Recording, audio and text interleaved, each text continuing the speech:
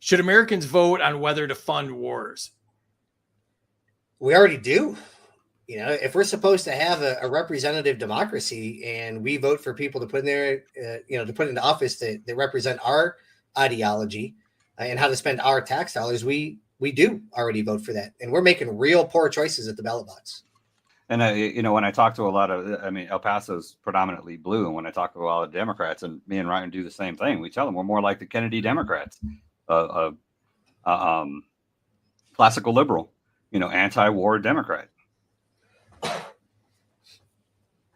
Yep. Again, can we just cut both? But yeah, absolutely. We should cut foreign wars before we can cut domestic programs. But there's a lot of domestic programs that need to be cut. I like Ryan said, we definitely need to get back to the constitutional framework of what government should be. It's grown to such an astronomical amount. I would say that there's a interesting book called Fabian Libertarianism that talks about the Leviathan that government's grown into, and it basically just feeds itself to stay alive.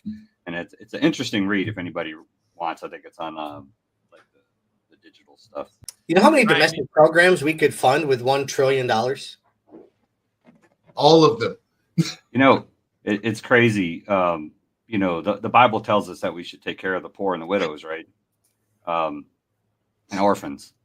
And, I'm not saying that government should do this, but there's a lot of people that complain, especially when we talk about the immigration debate about, the welfare state and stuff. Go look and see how much our federal budget goes to the welfare system. It's like 3%.